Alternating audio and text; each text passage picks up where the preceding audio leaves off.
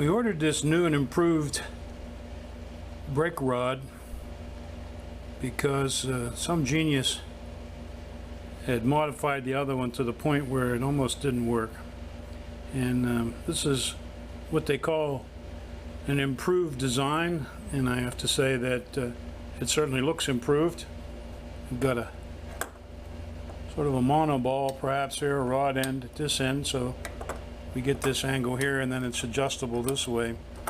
So it does away with that ball and socket type of venture.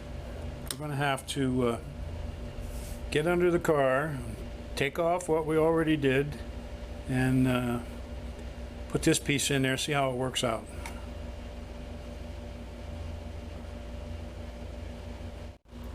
Here you can see the old brake rod versus the new and improved system. And the old one had a ball here with a nut that was sort of clenched to make a hinge point, and of course that would rust together and not work very well.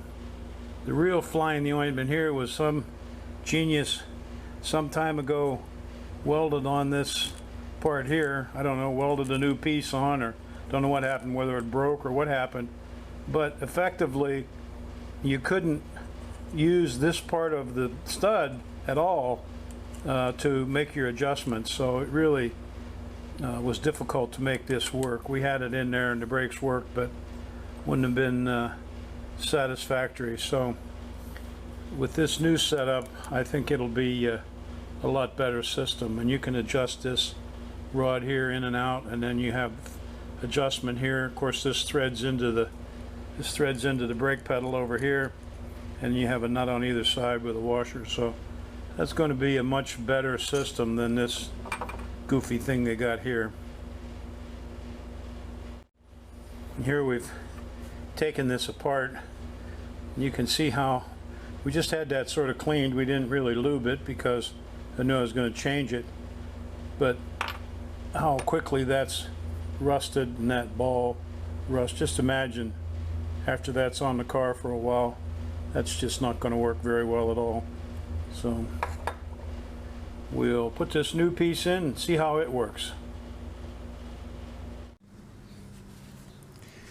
We've installed our trick bit of brake linkage here, and I think we've got it working properly. There's a couple of little tricks here that you've got to be aware of. The first thing is that you have one piece coming from here and one piece coming from here.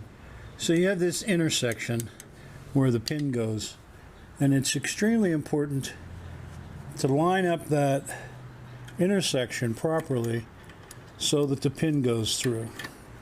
And see if we can get up here and see that hole in there.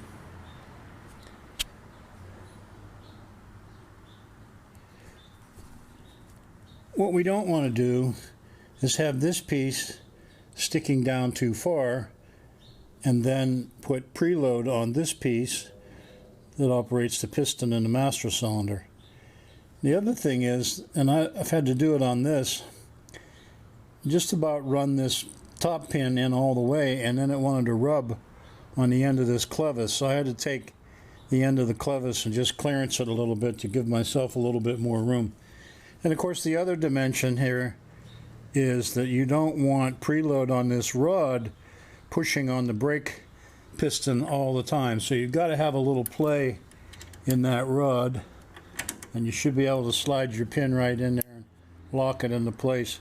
And then you've got a little bit of slop in your pedal before you actually hit the piston there. You're going to have to just judge that for yourself.